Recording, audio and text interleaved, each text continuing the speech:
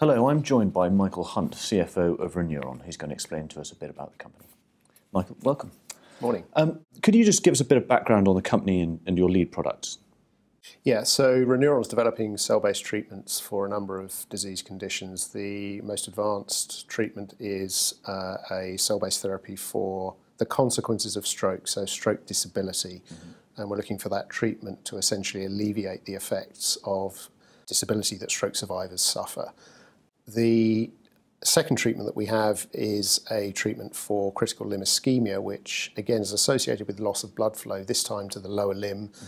Untreated, that can ultimately lead to amputation. So again, we're looking for ourselves to alleviate the effects, improve blood flow, and hopefully avoid amputation in those patients.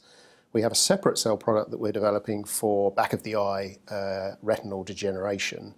And there are a number of diseases associated with that where essentially the retina degenerates and that ultimately leads to blindness. So we have two platforms essentially focused on those three disease areas. I see. And what's particularly interesting at ReNeuron right now?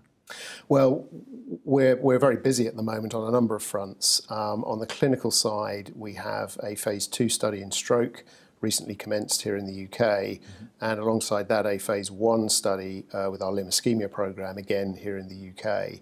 We're also working hard to get our first retinal clinical trial started. That one will actually be in the States, we hope in the early part of next year. So quite a busy time on the clinical development side of things. And so that's presumably going to lead to a few catalysts in the next sort of 12 or 18 months. Yeah, so I mean, it is a busy period ahead of us. We certainly within that period, we would hope to go on a phase 2 data with our stroke program. Our limb ischemia program will have moved out of phase 1 into phase 2 within that period. And of course, we'd hope to have our first retinal clinical trial, a phase 1-2 combined clinical trial, well and truly underway within that period as well.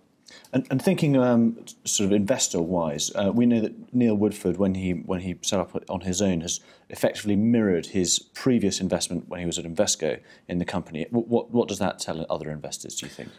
Well, I think it sends hopefully a signal of some confidence to other investors. I think Neil Woodford is known for taking very substantial positions in small biotech companies. I think he understands the value prospect that potentially brings to the table, and we're obviously delighted that he's chosen to invest in the way that he has in ReNeuron. I think we regard him as a very solid cornerstone investor, and certainly one that other investors should draw some confidence from, for sure.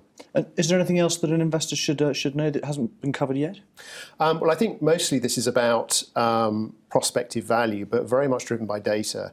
So ReNeuron has now reached the position where it has the money in the bank to be able to take its core programs, the ones I've described, through to meaningful clinical data points. And that ultimately is what really drives value in biotech, solid clinical data in well-chosen indications. It's a good story. Michael, thank you very much. Thank you. If you'd like any more information, please look at the Edison website.